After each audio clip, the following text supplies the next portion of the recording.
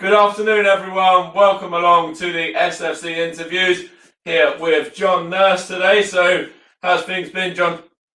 Yeah, they've been good. It's been a long time, obviously, being at Stevenage, but yeah, things are not bad. Lockdown's been a bit strange, but yeah, getting through it. And of course, you said it's been a long time. You were signed in 2004, and do you remember much about when you signed for the club, and what were the kind of deciding factors in you coming up to Borough as well?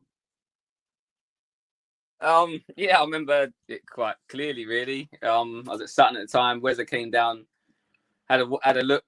I met him in, I think it was Cheam, like a local area to me. Came along and said, "Look, I want you to come up and see the ground." And the minute I saw the ground, that was it for me. Like sold. I didn't need that. You could have literally paid me nothing really. I've gone from grassroots football to Sutton United to Stevenage in the space of like a year. So seeing the ground, seeing the training ground, seeing what the club was all about, it was a no-brainer for me. And of course, you came in at the same time that Craig McAllister come in as well. And was that difficult for you, knowing that you had competition straight away? Because of course, two strikers starting on the same day. No, it was like Macca played in the same league as me, so he'd been around longer than me, so he had a bit more of a reputation. But for me, I was like, well, I like Macca. I think he's a good player. I'm as good as him. When he signed, I'm like, well, maybe we end up playing up front together. So it was exciting more than anything else. But I love the idea that it was competition and that it was Macca signing, because I kind of knew who he was before. Okay, that's of course you made your debut against Dagenham, and that was an away game.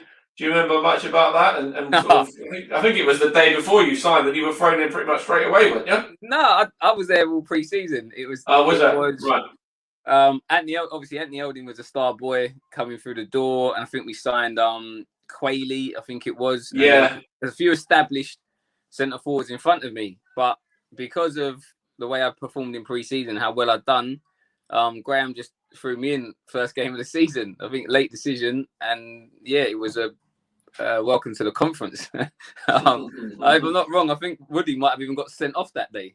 Yeah, he did. Yeah, Andy Whitman was sent off, and I think I don't know if there was a sub goalie. I think who was it that went in goal? I think one of the players was to go in goal. Maybe Richie Handon or something like that. It might have been Rich. Yeah, I think it was Rich. But yeah, it was just, again, I think Graham had gone with his what he thought was his strongest side at the start, and then for me we got battered, and then it was for me I came out of the squad and never kind of got back in for a while. But that's because I think he just went back to what he knew, and he wasn't happy with the performance. So I guess I was just one of the guys that had to come out. And of course, you mentioned Wesley there as well. What was he like to sort of play under? People have mixed emotions about Graham.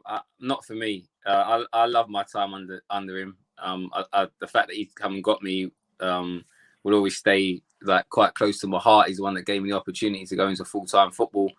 And I got along with him. I worked hard and I gave everything that I could, and that was the bare essentials that Graham wanted. And then it was for me to go and show that I was good enough to keep getting in the team. And yes, he had some methods that people might disagree with, but for me, they're work-like methods. Which you come into football, you're going to go to work, and you're going to work for the time that you're here. So yeah, I enjoyed my time underneath him, and I think he grew as a manager in the time that I was there. So yeah, he certainly did, and of course, he's gone on and achieved quite a lot with Stevenage since that as well in various spells, hasn't he? And let's go back to when you scored your first goal. You scored your first goal against Farnborough as well, a side that used to be formerly managed by Graham, and that was partnering Anthony Elding that day. And what was that partnership like to play alongside Am? I loved that. He was like a big kid. And he's just, football kept him young, I think, all the time. And if he could, I think he did mature and he did go on to have a good career, but he was always a talent and a great around the training ground and great everywhere, really. I think sometimes he just had to probably grow up on the football pitch a little bit, and he would have gone on again to have the career that he had, but he probably should have gone a bit quicker. Obviously, I came in and Boydie was a youngster at the time, so he became probably my best young kind of ally at the club. And then I had the like Warner, Justin Gregory, Barry Laker, Jason Goodliff, who were the experienced boys that looked after me and helped me develop while I was at the club. So yeah, we had a great balance, and Ant was a big part of that as well. And of course, you mentioned George Boyd there as well, a player that was coming through the ranks. And when did you sort of know that he'd go on and have the career that he has gone on and had since? When I joined, I think Boyd had just come out the youth team, and he was unbelievable. So you put him in against what I'd call fully grown men, and he just people sitting down in training, and he just look at him and think, all you've got to do is fill out, because he was just a wiry, skinny little kid. I say little, he was still quite tall. Quite interesting, because Charlton let him go because he weren't big enough. I think it was the rumour back in the day, and he literally he was an unbelievable talent, and just thinking fill out, and then he came back pre-season the second year, and I don't know what happened over pre-season. Maybe it was playing quite a few games that year, then developing, just filled out. He came back to pre-season, and he absolutely blitzed pre-season. Yeah. Him and Ronnie Henry, I think it was, that pulled it apart. And we're talking about our Graham Wesley pre-season here. So they're not easy. And those, he was just gone on, and he just knew that wouldn't be with us for very long. And you mentioned in that sort of name there that you mentioned was Jason Goodliff as well, and Ronnie, two fantastic players. I think Jason was skipper at that time, and Ronnie's gone on and he's achieved some big things with the club, of course, winning the trophy and promotions, and now working with the academy as well. And those two guys, have kind of been involved with the club for a number of years. Jason's come back, and I think he's worked as assistant manager or coach under Wesley a couple of times, as did Dino as well. Yeah, Ronnie was another one that when we came in, I think he'd come from Spurs. Went missing for a little while, didn't know what happened to him. Another one, just crazy. I think was trying to find his way still in football, and just again a great talent, but a bit up and down when he first came, and then he just went away, came back. And once he came back, different person, different player. Like, a maturity about him was absolutely first class. And someone I used to travel with on most days, so know Ron really well. I'm so happy to see that he went on to obviously do so well at the club, and he's still there in a coaching capacity now, because he's got a lot to offer the club. And of course, he had his testimonial as well, just 2 seasons back now, and that was a real, great day to be a part of, and to go down and see. I was meant to be there, and I can't think why I wasn't. I think I'm now coaching. I think we went into like a super playoff thing, and in the end I couldn't make it, but gutted, because I think the boys were there, Boydie, a few of the others that were there, and I say we was there at the start of that journey for Ron. It would have been so nice to be part of it, but I'm gutted that I couldn't get there. But yeah, I'm so happy for him and the family as well. Absolutely, and real good family that he's got there as well. And it was his son that come on and scored the winner in that game as well, to kind of keep it a family occasion, which was kind of added a little bit of extra special, an extra special feeling to it, really. So what have we got on here? So you scored 2 goals against Woking as well. What do you remember about those derbies when you played, for Stevenage against Woking? Do you know what? Mine is so easy. Like, me and Woking, obviously, I went on loan. Stimo came in. It was quite funny, because I remember when I was going, I was thinking, I don't think Stimo really knows what's going to happen here. He just come in, signed. I don't think he understood the Woking Stevenage rivalry. But I was coming back double hernia. He said, I can't give you time to get fit right now, but Woking will take you and you can play. And I was like, well, it's close to my house. Means that I can concentrate on my rehab, and I can really get myself back to where I should be. And it was tough, because of a double hernia. To come back from the double hernia, I thought I was doing well, but just didn't have the power. It would take me ages to recover after games. It was a real difficult time. And then we'd kind of started the season. Stimo was new. We weren't doing as well as he wanted to. And I felt that he needed to get out some of what he deemed to be Graham Wesley players. Me, Ronnie, Julian. We're all out. Ronnie was at home watching Soccer Saturdays. AJ was behind Potter, I think it was at the time. Danny Potter. Yeah. I'd gone on loan to Woking, and I think that was maybe Timo trying to stamp his authority, say, listen, this is the club now, this is how I want it. But didn't realise we're good lads, like we're all like brilliant guys, and actually I think after a while when Stimo got to know us, he embraced us, and I remember it clearly. He brought me back. Ronnie coming back, he said, look, maybe we got off on the wrong foot. We had a good chat, and then we went on from like strength to strength after that, really. But yeah, when I went on loan, it was a great time for me to go on loan, because I got to play the games. It was a rivalry that is brilliant. I loved the two. When we used to play Woking, it used to be great. I think Dobbo scored a winner maybe somewhere. Home game, the last minute. It was like 93rd, 94th minute. Yeah. See the whole kind of stand go up, and it was a day that I kind of will never forget. But yeah, we love those days. Woking Stevenage games as a player, we look forward to it. But yeah, Stevenage was my team at the end of the day, and that's who I wanted to see win all the time. But I really appreciate my time at Woking and how they treated me while I was there and helped me get back to fitness. But yeah, they're great occasions.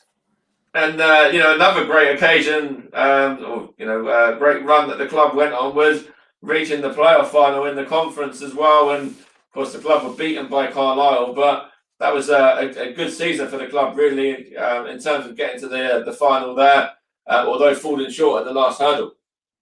Yeah, again, it was my first season, so came in, done really well. Picked up, like, getting used to the full-time training, picked up a few injuries, went out on loan, I think, to Lewis, I think it was. Sat down with Wes and said, look, I want to be playing games. I came here to play. I appreciate the injuries are stopping me. He said, look, how about get yourself out for a little while, get some games, come back. And I promise you, if you come back, you've been scoring goals, I'll put you in the team. And true to his word, I went out. I went for maybe 2 months. I got knocked out, I think, in one of the games and ended up being out with concussion for a while. Wow. And then do you know what? I think I might even come back and played at Woking in a fixture, maybe like a cup fixture. It was something, maybe even a friendly. I don't even know what it was. But I remember coming back, playing, and then going to have a conversation with Wes, and he said, look, I said to you that if you went away, scored goals, come back, you go in. He said, there's your chance. And I kind of went in quite a vital period of the season. I think last 3 games that we had to win. Yeah. And I went in. I think Boydie got injured as well. So I think I ended up playing on the left-hand side. Of Stampede, Anthony up front, me on the left, maybe in like maybe Brady on the right-hand side. And I went in and played we had to win last 3 games of the season. I might have even gone up front at some point. But yeah, I just remember going in and it was a great run. And then we played the first leg of the semi-final against Hereford. Again, for me. 1-1, and Danny Kerry-Bertram, he just smashed that goal from about 25, 30 yards, didn't he? Yeah. And I just remember thinking, what an occasion this is. That I'm here. Again, I've gone non-league. I've gone from grassroots to non-league to the pro game to a semi-final of a playoff. Again, in the course of a year, and taking it all in and appreciating what it was. And then when you get out there, I mean, I think it was Green that was the right back of Hereford, had been this maybe Wales and something international. And everyone was telling me, like, you got to keep your eye on. And Wezza and Daki were worried about me out there, and I'm like, listen, just relax, I'll be fine. But as soon as he was a bit tricky, so he played balls in, he'd run one way, dart the other way. Like, he was a bit clever what he was doing, but my strength was my pace and being able to run up and down and get past. So my way of pinning him back was pushing the ball, making sure that he stays at home rather than keeps venturing forward. So I had a good little battle with him, enjoyed it, and then I think I came off, and then the Wonder Boy Boydie probably got to come on. And then he played himself back in, and then we both started on the bench, I think, for the second leg. But we were like, there's kind of secret weapons that you could just throw on and hope that we're going to do that. And we ended up winning. I think Dino got the goal, and then takes us into the final, which, again, myself and Boydie started on the bench, and we got on in the end, but it wasn't to be our day. It was a tough day to take, really, but it was a good experience for me. Again, for the big older boys like Barry Laker, I think Mickey Walnut and those lot, I think it was a little bit of the end of the road for them. It was emotional, like really emotional. I think they probably realised that that's probably their opportunity that maybe had gone because of the age that they were. But for myself, and the others, like Ronnie, it was more of a, well, this is what we want, more of this. Mhm. Be part of this, like, and it was like, and it helps to push us kind of on as footballers. So that kind of pain of losing that day kind of was our kind of backbone to go on and be more successful at the club. And it did push you on, didn't it, as well? You know, you said it there that that was a backbone really to kind of move on to bigger and better things. And of course, winning the FA Trophy is the main one there. And that was a fantastic occasion for the football club. The first trophy at the new Wembley, coming back the way that we did as well. And wow, what a run to the FA Trophy final, and then what a final to seal it as well, to win it the way that we did. Yeah, for me it was a bittersweet. It's a day that I think I'll never really accept, because to play every game to the final and then not play in the final was heartbreaking. Can you still hear me all right? Yeah, I can. Yeah, go on. Yeah. Me and Stimo, I see Stimo, I still look at him and go, Stimo, do you know I've never forgiven you? I can never forgive you for not playing me that day. I trust me, I understand we won it. That's the most important thing. I've got a winner's medal to say that I won the FA Trophy, but to play every single game to the final, play so well along the way, get a few important goals, Morecambe at home. I remember I played well at Grays in the first leg, wasn't so good in the second leg, and that's probably what stayed in Stimo's mind, which is unfortunate for me. But it meant that I didn't play the final, and we watched like a video on the way down. So on the way down to where I'm losing you, John. I am losing you a bit there, mate. Yeah. You might just reconnect for a second. Okay. Yeah, I can hear you again now. You might disconnect and reconnect. Hold on. All right. I can hear you. That's all right. I could hear you then. Yeah. Might turn the cam off and see if it's gonna disconnect and probably reconnect because of the Wi-Fi. Yeah, that's fine. No, it sounds right now.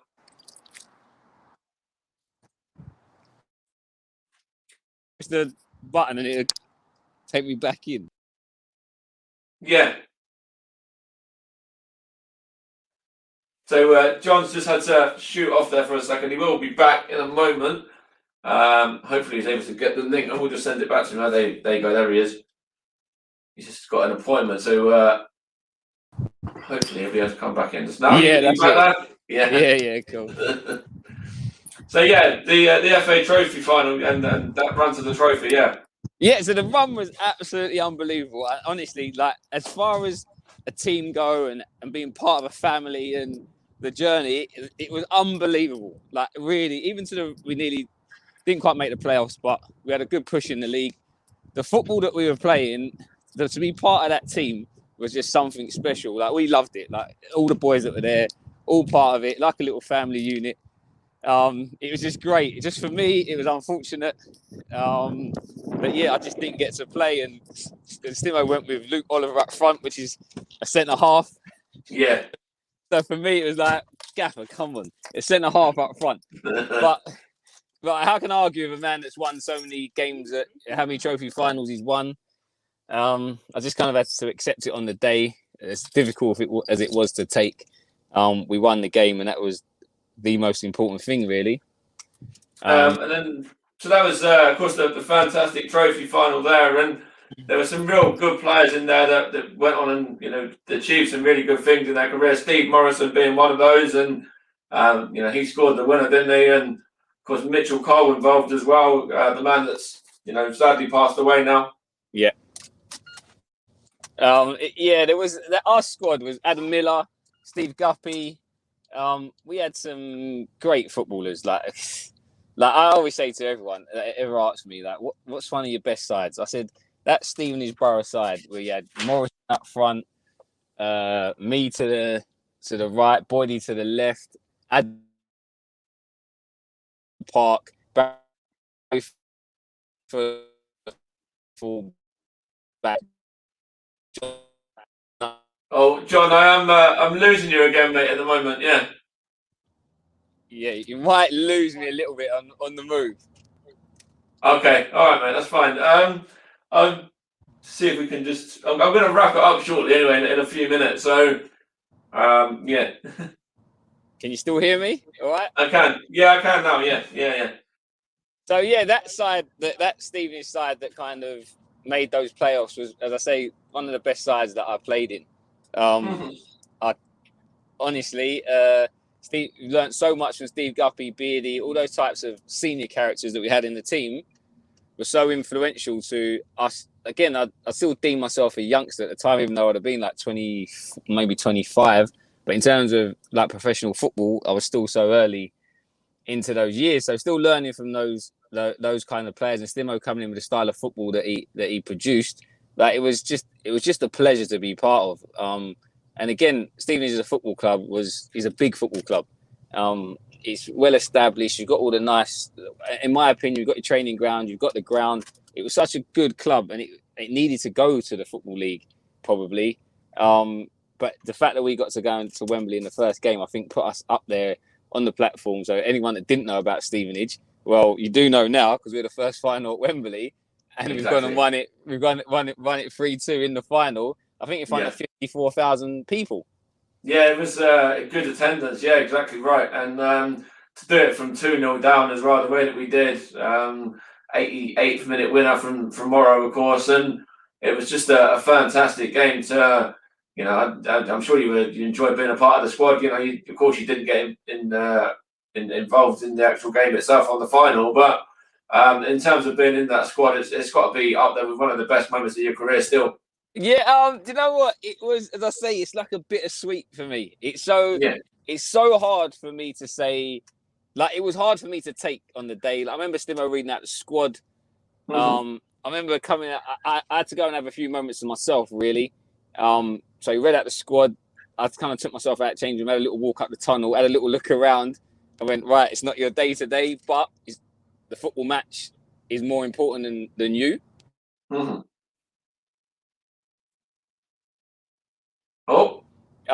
Gathered my thoughts, got myself an hour later when it's all done. You're sitting, how do I explain that I never played? Tell my kids, like, one day, we went to Wembley, like, we won the playoffs. Like, was it like? Never played. Yeah, you won the trophy final and you weren't involved. Yeah. And it was, and that's why it's bittersweet. I won something. I was part of something that was amazing. We went to Wembley again, amazing. The first final there, but just for me as a personal note, and I'm proud of what I do and how I do it. And it's just to not be able to play, I felt like I couldn't really celebrate that day the way that I should have done, because I was a key part of our success, that trophy run. So yeah, it's a bittersweet, but yeah, I still got my trophy or my medal. Absolutely, the medal for that. Yeah, and of course that has really been the catalyst for the future success of the club as well, hasn't it? Going on to achieve promotion from the conference and League Two, and winning the trophy again when it was the 2-0 against York, and going to the League One playoffs as well, and it all kind of really started as of that trophy run. That was the start of something special, really, in terms of a good decade, really, in terms of Stevenage being quite a successful team. Yeah, I did feel when we came into the club there was like a swing. It was like it had been you talk to people around the ground, you had like the Paul Faircloughs that were there before, and the Barry Howells, and these events that Stevenage has been part of, but we wanted to make our own history a little bit. And when I came in, I remember we signed Danny Bullman. That's right. I will never forget, like, going training and looking at this guy in training, thinking, how is he playing in the National League? Like, at the time, the conference national. How is he not in the Football League? Like, how is this boy not playing in the football? Like, what is he doing at Stevenage? And that's what I'd walked into. Richie Hanlon was come out of the program from Russian Diamonds. Woody had been a pro so many years where it'd been. Anthony Eldin, this prolific goal scorer. I was surrounded by people that were wanting to succeed and were ready to go. I think we just were I think everyone was there to shoot us a little bit. I think a lot of people didn't like Graham, and they used to get up their games because they didn't like him and because he was successful at what he does. And I think that pushed people a little bit more to want to beat us. Yeah. And that made it so difficult for us as a team to probably succeed. But we tried our best, and again we nearly got to the final against a Carlisle side that were getting maybe 7,000 at home each week. Yeah, they had a good attendance and they were doing very, very well. Yeah. I think I might lose you. Are you still there? That's all right. Yeah, I've got you. Can hear you? Yeah. So it's like a Carlisle side that were again massive football club, and there's us like little Stevenage against Carlisle. But it was a transitional time, and again another year later with Wes, we just missed out on the playoffs. Stimo comes in after the success at Grays, and he brought a new style of football and a kind of renewed enthusiasm in us. And what it turned was Wes's work rate, desire, passion that we all have to play with in his sides. And then we had the football of Stimo. Yeah. And all of a sudden it come together. And if I was a Stevenage fan that year, it was the greatest. It was great. The football was unbelievable. We scored some amazing goals. It was done in such a kind of footballing way with a flair and the work rate and desire. And you just felt the club was ready to go. And I just think because we didn't get going as early in the season we should have done, we just missed out on the playoffs. And then we obviously done so well in the trophy final, but the club was ready to go. And I remember sitting down with Stimo at the end of the year. And he said to me, look, Dagenham have come in, you're going to be a Football League player. I kind of sat there and I was I wasn't, you know, when you feel like, yeah, great, but I'm about to leave what I believe is a Football League club. Like you kind of wanted to get up there with Stevenage, yeah, and I felt that we deserved to be there as a group. I felt that we was good enough to be there in the Football League. So it was almost yes, I'm off to the Football League. It's like my dream. It's something that I've always wanted to do, but I'm leaving behind my family that I've built over the last 3 years. Yeah. And I've had such a great time with them. As I say, I still speak to AJ now. Ronnie, I saw him on holiday like not so long ago. Boydie, I still talk to all the time. Adam Miller, I was on the phone to yesterday. Beardy off at Brighton, I still talk to him. That group of really, we've gelled and probably going to be friends for life, really. And that was all done at the Borough. So, yeah. I've got to say thanks to Adam Miller as well for actually helping to arrange this and to set this up. So, yeah, cheers, Ads. Yeah. Yeah. Some people, for whatever reason, don't like Ad, but I love him. Like, I absolutely love him. He's been a good friend of mine for many years. He's fiery. He wears his heart on his sleeve. He says what he thinks, and some people just, I guess, don't like it. But he's brilliant. Like, honestly, I'd have him in my team every day of the week, Millsy. And it was nice to speak to him the other day as well. So, and of course, we'll wrap it up really just now. And of course, I know you said you've got to go off and shoot off and do a few bits and that, but you said you're involved in coaching at the moment. So where's that, and how long have you been involved in that kind of capacity for? So yeah, since I obviously went on to Dagenham after. I got to kind of put straight the idea of not playing at Wembley. So we went and won the playoff 2 final, and I got the winning goal. So, and the first question they asked me was, John, so you came to Wembley 3 years, however many years ago it was, and you was an unused sub. Like, they went down that road, and like for a second, the emotions all come flooding back. I was like, no, control yourself. Like, yes, I said it wasn't for me for that day, but I've managed to come here again. I've managed to get the winning goal, and I'm just buzzing that we won the game and been promoted to League 2. And then went on at Dagenham, finished at Barnet, and then through the PFA, looked at life after football seminars. What am I going to do? Am I going to go into coaching? Am I going to go into the big wide world that is quite scary after being football for so long? But I chose a coaching route. I started my own little company called Love the Ball.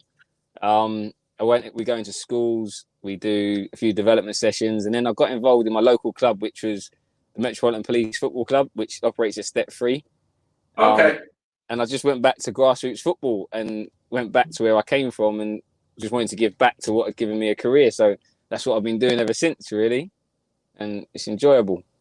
And it's something that you sort of always wanted to stay in the game then. So that's something that you're able to still kind of have, quite close to your heart. Yeah. Yeah, I did I did a year. My last year at Barnet was as a player coach with Martin Allen, and we got promoted back to the Football League. So I had the experience of doing that, and I just decided that I've been in football for many years now, and I just wanted to come away from it and have a bit of a rest from it, and just go and do what I wanted to do, and then a lot of it was giving back, because again, without the people showing the support in me, the Grahams, the Dackies, the people that believed in taking me from where I was to kind of the Football League, I just want to kind of go back and do what those people did for me for others.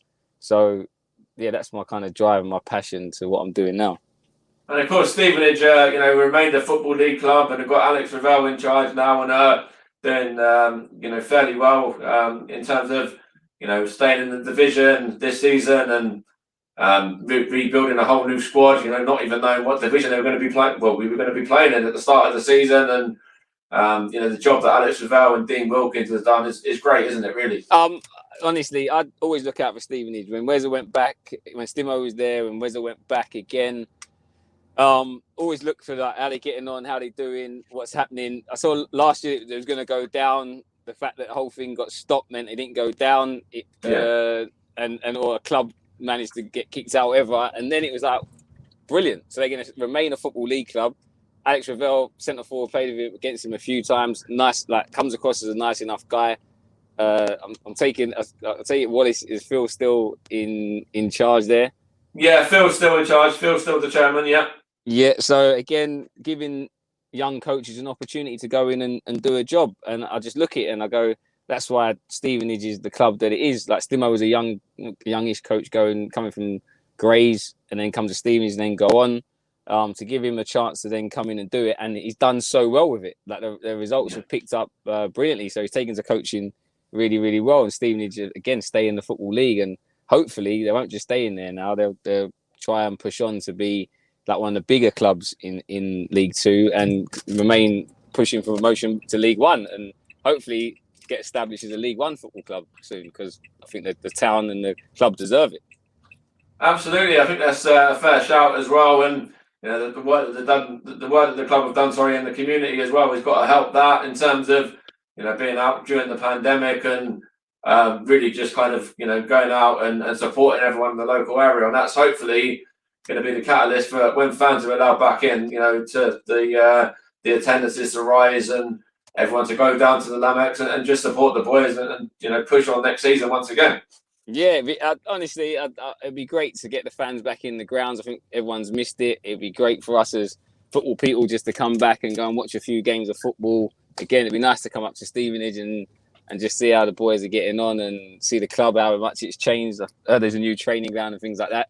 So yeah, it'd be nice just to get out again and be back doing football. All right, well, I'll let you go because I know you've got your appointment now. You've got to go off and do what you've got to do. So cheers for joining, John, and hopefully everything's going well. And yeah, good luck with the rest of your coaching and everything that you've got happening. Brilliant. Thanks for inviting me on. Really, it's been a pleasure. So thanks to Millsy, and thanks to yourself for doing this. That's all good. Cheers, John. Thanks a lot, mate. Thank you. Take care.